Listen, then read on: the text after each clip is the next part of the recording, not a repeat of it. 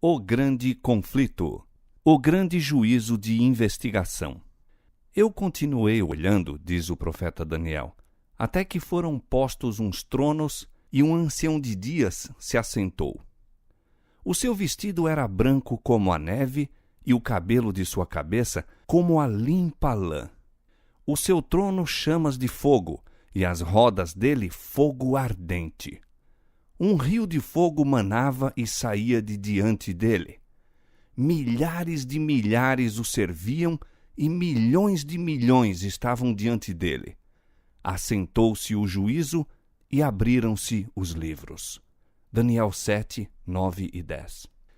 Assim foi apresentado à visão do profeta o grande e solene dia em que o caráter e vida dos homens passariam em revista perante o juiz de toda a terra e cada homem seria recompensado segundo as suas obras.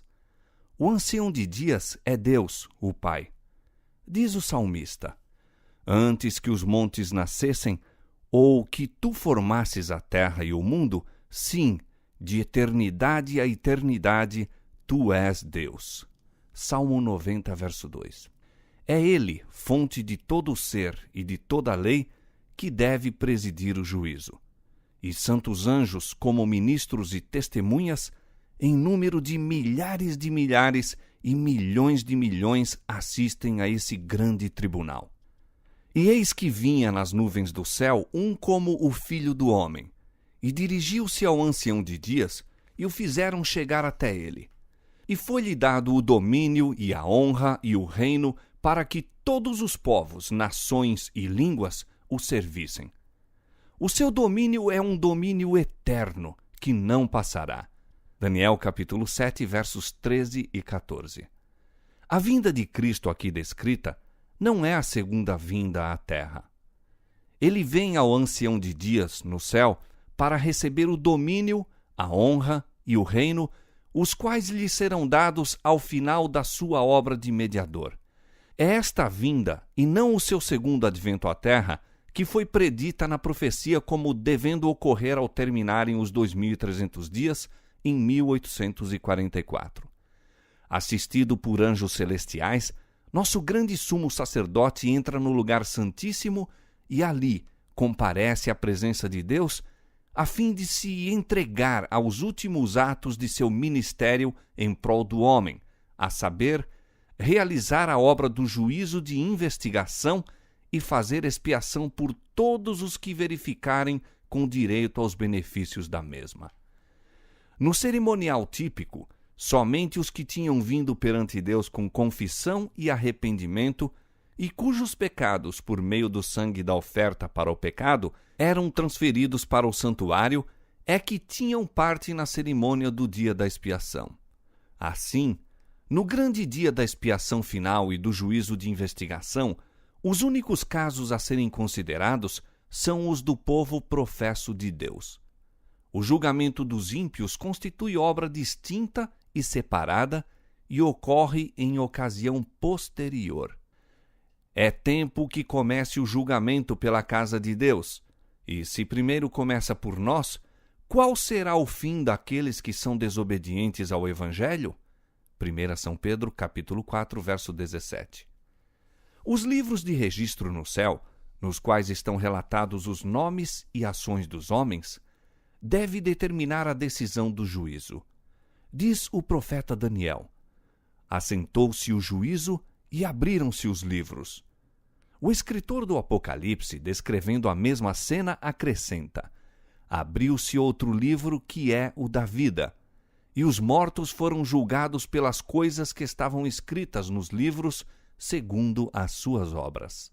Apocalipse 20, 12. O livro da vida contém os nomes de todos os que já entraram para o serviço de Deus. Jesus ordenou a seus discípulos: alegrai-vos antes por estarem os vossos nomes escritos nos céus. Lucas capítulo 10, verso 20. São Paulo fala de seus fiéis cooperadores cujos nomes estão no livro da vida. Filipenses 4, 3. Daniel, olhando através dos séculos para um tempo de angústia, qual nunca houve, declara que se livrará o povo de Deus, todo aquele que se achar escrito no livro. E João, no Apocalipse, diz que apenas entrarão na cidade de Deus aqueles cujos nomes estão inscritos no livro da vida do Cordeiro. Daniel 12:1 e Apocalipse 21:27. Há um memorial escrito diante de Deus, no qual estão registradas as boas ações dos que temem ao Senhor e para os que se lembram do seu nome. Malaquias 3:16. Suas palavras de fé, seus atos de amor, acham-se registrados no céu. Neemias a isto se refere quando diz: Deus meu, lembra-te de mim, e não risques as beneficências que eu fiz à casa de meu Deus. Neemias 13:14. No livro memorial de Deus, toda ação de justiça se acha ali imortalizada. Ali, toda tentação resistida, todo o mal vencido, toda palavra de eterna compaixão que se proferir, acham-se fielmente historiados. E todo ato de sacrifício, todo sofrimento e tristeza suportado por amor de Cristo, encontra-se registrado. Diz o salmista: Tu contaste as minhas vagações. Põe as minhas lágrimas no teu odre, não estão elas no teu livro? Salmo 56, verso 8. Há também um relatório dos pecados dos homens. Porque Deus há de trazer a juízo toda a obra e até tudo o que está encoberto, quer seja bom, quer seja mau. Eclesiastes 12:14. De toda a palavra ociosa que os homens disserem, hão de dar conta no dia do juízo. Disse o Salvador: Por tuas palavras serás justificado e por tuas palavras serás condenado.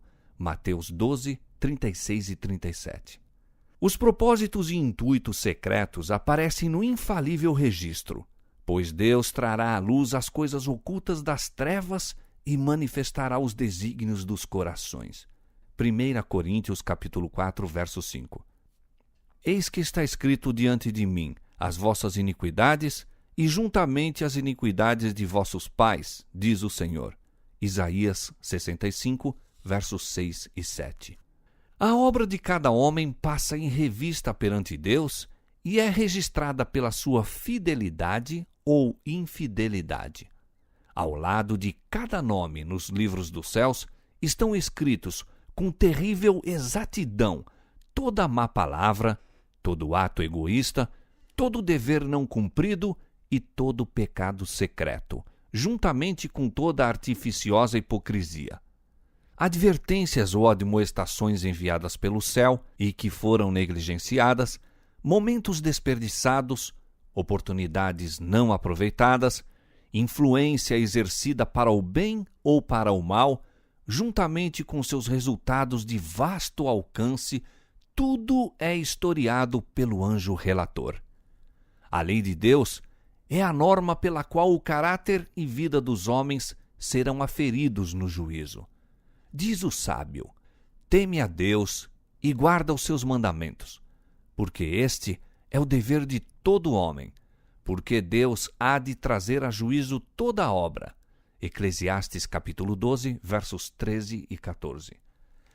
O apóstolo Tiago admoesta a seus irmãos: assim falai e assim procedei, como devendo ser julgados pela lei da liberdade. Tiago 2, 12. Os que no juízo forem havidos por dignos, terão parte na ressurreição dos justos.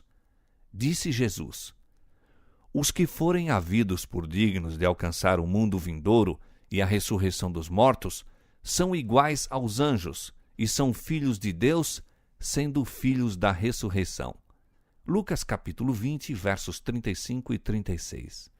E novamente ele declara que os que fizeram o bem sairão para a ressurreição da vida. João capítulo 5, verso 29. Os justos mortos não ressuscitarão senão depois do juízo, no qual são havidos por dignos da ressurreição da vida. Consequentemente, não estarão presentes em pessoa no tribunal em que seu registro são examinados e decidido seu caso. Jesus aparecerá como seu advogado, a fim de pleitear em favor deles perante Deus. Se alguém pecar, temos um advogado para com o Pai, Jesus Cristo, o justo. 1 João 2:1. Porque Cristo não entrou num santuário feito por mãos, figura do verdadeiro, porém no mesmo céu, para agora comparecer por nós perante a face de Deus. Portanto, pode também salvar perfeitamente os que por ele se achegam a Deus, vivendo sempre para interceder por eles. Hebreus 9:24 e 7:25. Ao abrirem-se os livros de registro de um juízo, é passada em revista perante Deus a vida de todos os que creram em Jesus. Começando pelos que primeiro viveram na terra, nosso advogado apresenta os casos de cada geração sucessiva, finalizando com os vivos. Todo nome é mencionado, cada caso minuciosamente investigado. Aceitam-se nomes e rejeitam-se nomes. Quando alguém tem pecados que permaneçam nos livros de registro, para os quais não houve arrependimento nem perdão, seu nome será omitido do livro da vida e o relato de suas boas ações apagado do livro memorial de Deus. O Senhor declarou a Moisés: aquele que pecar contra mim, a este riscarei eu do meu livro. Êxodo 32:33. E diz o profeta Ezequiel: desviando-se o justo da sua justiça e cometendo a iniquidade, de todas as suas justiças que tiver feito, não se fará memória. Ezequiel 18:24.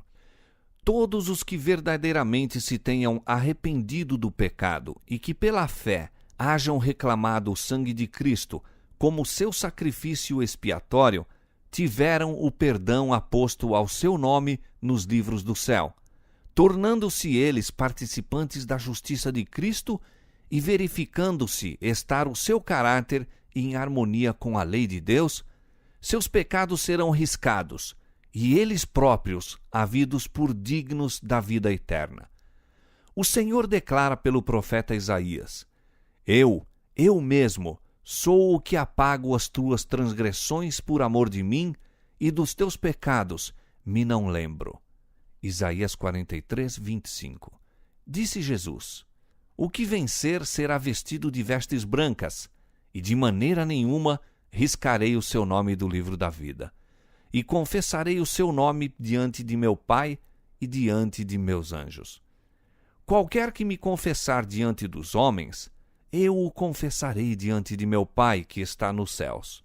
Mas qualquer que me negar diante dos homens, eu o negarei também diante de meu Pai que está nos céus. Apocalipse 3:5 e Mateus 10:32 e 33.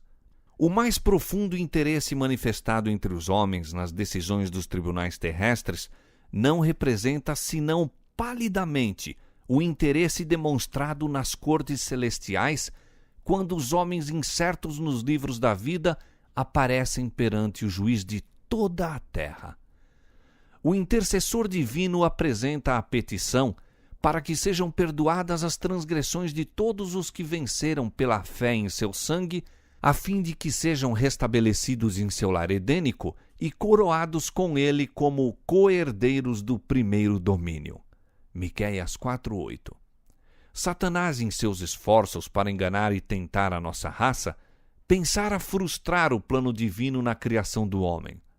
Mas Cristo pede agora que este plano seja levado a efeito, como se o homem nunca houvesse caído. Pede para seu povo não somente perdão e justificação amplos e completos, mas participação em sua glória e assento sobre o seu trono. Enquanto Jesus faz a defesa dos súditos de sua graça, Satanás acusa-os diante de Deus como transgressores. O grande enganador procurou levá-los ao ceticismo, fazendo-os perder a confiança em Deus, separar-se de seu amor e violar sua lei. Agora, aponta para o relatório de sua vida, para os defeitos de caráter e dessemelhança com Cristo, que desonram a seu Redentor para todos os pecados que ele os tentou a cometer, e por causa disto os reclama como súditos seus. Jesus não lhes justifica os pecados, mas apresenta o seu arrependimento e fé, e reclamando o perdão para eles, ergue as mãos feridas perante o Pai e os santos anjos, dizendo: Conheço-os pelo nome, gravei-os na palma de minhas mãos. Os sacrifícios para Deus são o espírito quebrantado. A um coração quebrantado e contrito não desprezarás, ó Deus. Salmo 51, 17. E ao acusador de seu povo declara: O Senhor te repreende, ó Satanás. Sim, o Senhor que escolheu Jerusalém te repreende. Não é este um tição tirado do fogo? Zacarias 3:2. Cristo vestirá seus fiéis com sua própria justiça para que os possa apresentar a seu Pai como igreja gloriosa, sem mancha, nem ruga, nem coisa semelhante. Efésios 5:27. Seus nomes permanecem registrados no livro da vida e está escrito com relação a eles: Comigo andarão de branco, porquanto são dignos disso. Apocalipse 3:4. Assim se realizará o cumprimento total da promessa do novo concerto. Porque lhes perdoarei a sua maldade e nunca mais me lembrarei dos seus pecados. Naqueles dias e naquele tempo, diz o Senhor, buscar-se-á a maldade de Israel, e não será achada, e os pecados de Judá, mas não se acharão.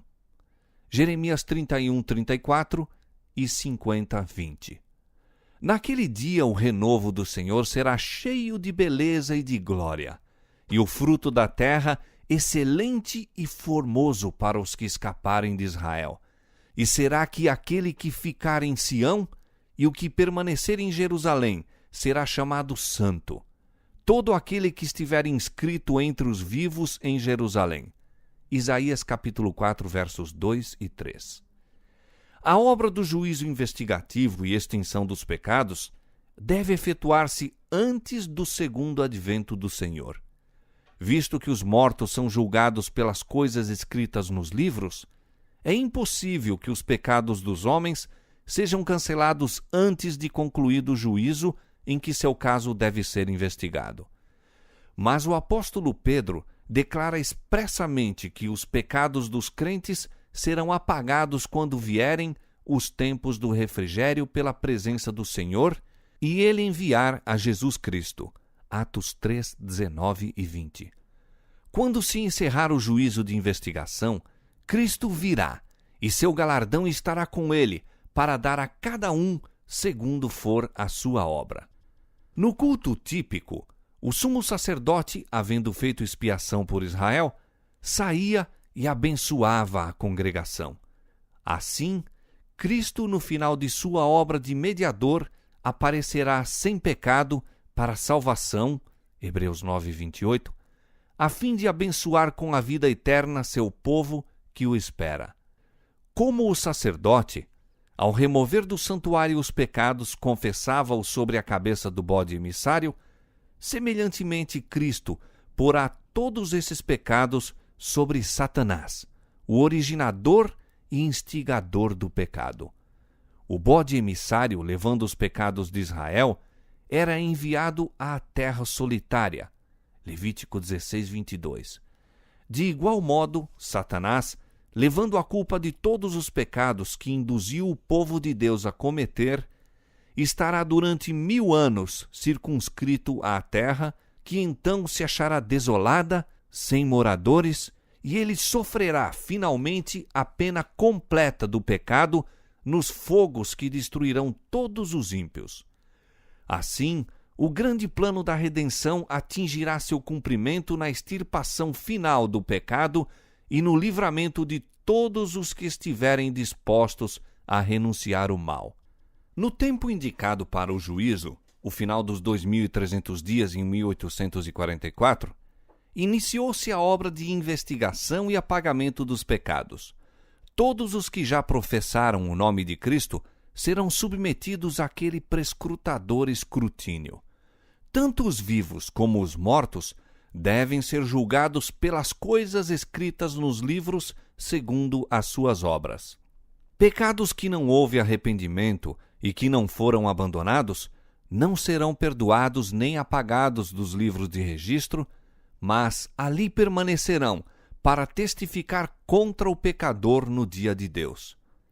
Ele pode ter cometido más ações à luz do dia ou nas trevas da noite. Elas, porém, estavam patentes e manifestas àquele com quem temos de nos haver.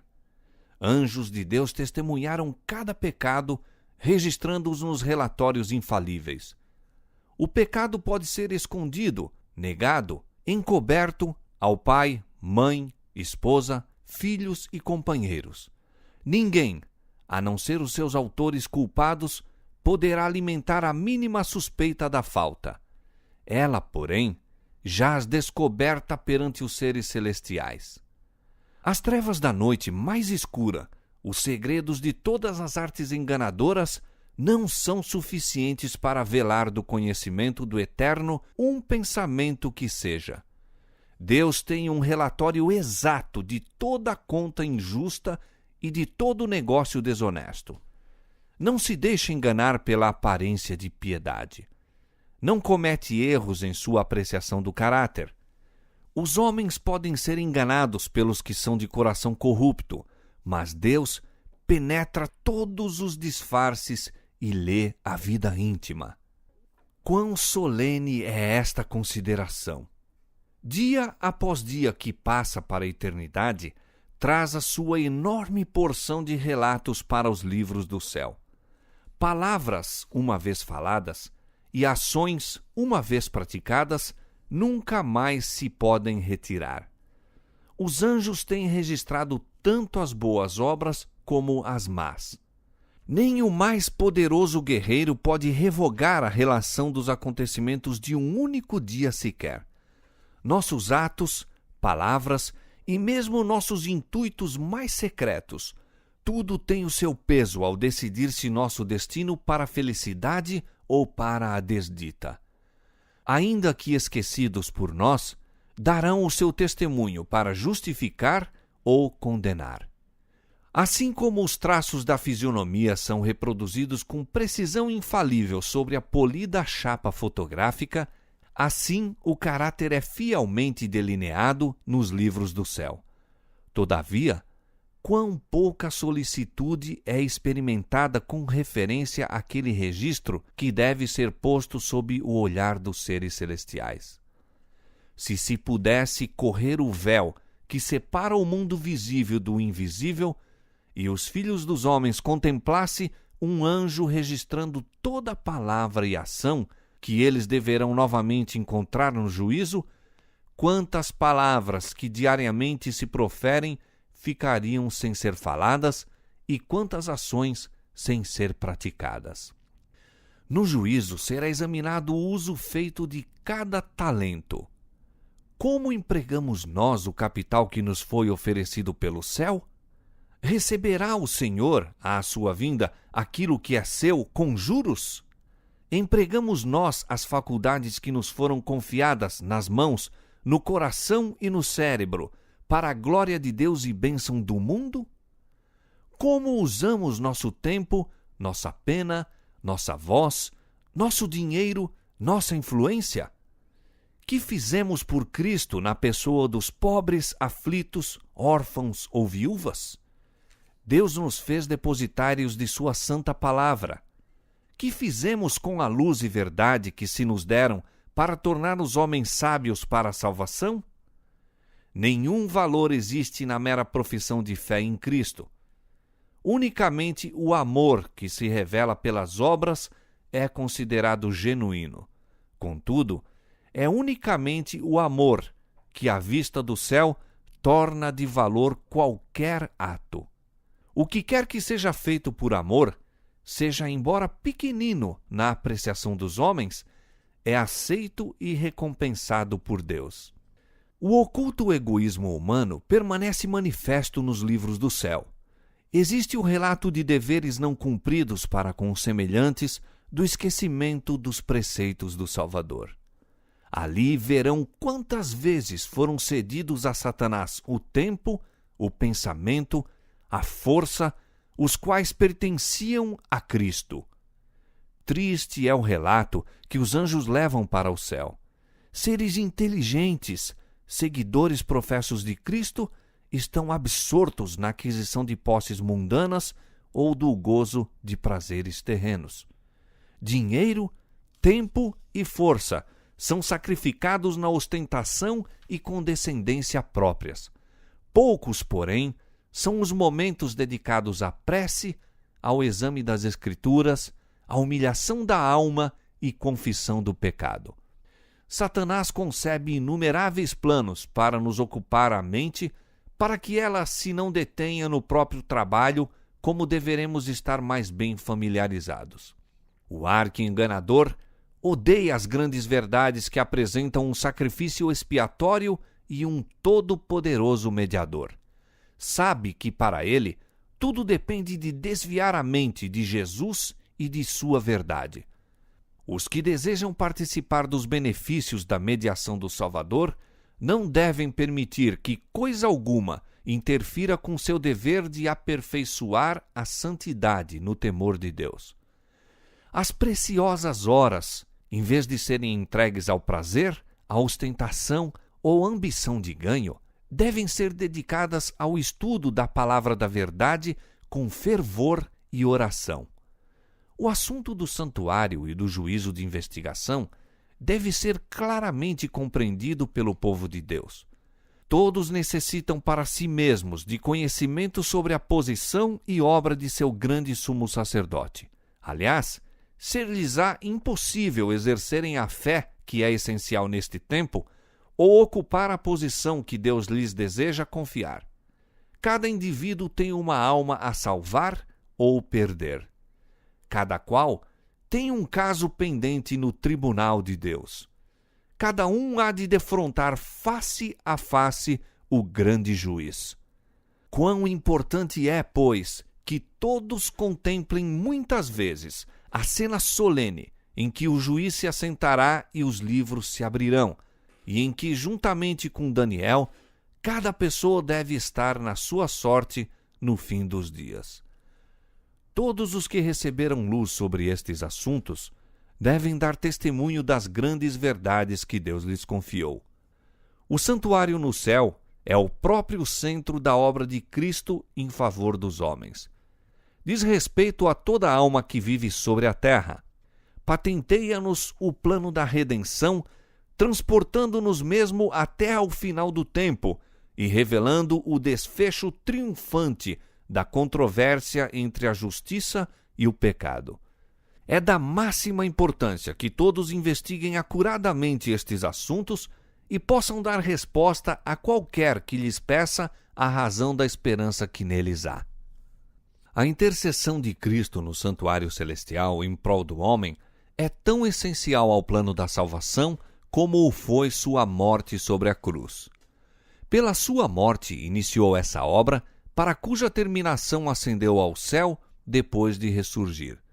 Pela fé devemos penetrar até o interior do véu, onde nosso precursor entrou por nós. Hebreus 6:20.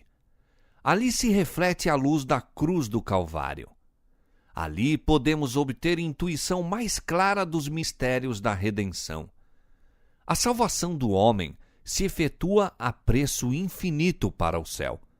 O sacrifício feito é igual aos mais amplos requisitos da violada lei de Deus. Jesus abriu o caminho para o trono do Pai e, por meio de sua mediação, pode ser apresentado a Deus o desejo sincero de todos os que a ele se chegam pela fé. O que encobre as suas transgressões nunca prosperará, mas o que as confessa e deixa alcançará misericórdia. Provérbios 28:13. Se os que escondem e desculpam suas faltas pudessem ver como Satanás exulta sobre eles, como escarnece de Cristo e dos santos anjos pelo procedimento deles, apressar-se-iam a confessar seus pecados e deixá-los. Por meio dos defeitos do caráter, Satanás trabalha para obter o domínio da mente toda e sabe que, se esses defeitos forem acariciados, será bem-sucedido. Portanto, está constantemente procurando enganar os seguidores de Cristo com seu fatal sofisma de que lhes é impossível vencer. Mas Jesus apresenta em seu favor suas mãos feridas, seu corpo moído, e declara a todos os que desejam segui-lo: a minha graça te basta. 2 Coríntios 12:9. Tomai sobre vós o meu jugo, e aprendei de mim, que sou manso e humilde de coração, e encontrareis descanso para as vossas almas, porque o meu jugo é suave e o meu fardo é leve. Mateus 11, 29 e 30. Ninguém, pois, considere incuráveis os seus defeitos. Deus dará fé e graça para vencê-los. Vivemos hoje no grande dia da expiação. No cerimonial típico, enquanto o sumo sacerdote fazia expiação por Israel, exigia-se de todos que afligissem a alma pelo arrependimento do pecado e pela humilhação perante o Senhor, para que não acontecesse serem extirpados dentre o povo. De igual modo, todos quantos desejem seja seu nome conservado no livro da vida, devem agora, nos poucos dias de graça que restam, afligir a alma diante de Deus e em tristeza pelo pecado e em arrependimento verdadeiro. Deve haver um exame de coração profundo e fiel. O espírito leviano e frívolo, alimentado por tantos cristãos professos, deve ser deixado. Há uma luta intensa diante de todos os que desejam subjugar as más tendências que porfiam pelo predomínio.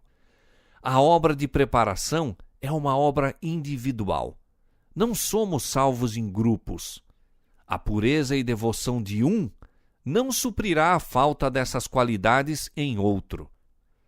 Embora todas as nações devam passar em juízo perante Deus, examinará ele o caso de cada indivíduo com um escrutínio tão íntimo e penetrante como se não houvesse outro ser na terra. Cada um deve ser provado e achado sem mancha ou ruga, ou coisa semelhante. Solenes são as cenas ligadas à obra final da expiação. Momentosos os interesses nela envolvidos. O juízo ora se realiza no santuário celestial. Há muitos anos, esta obra está em andamento.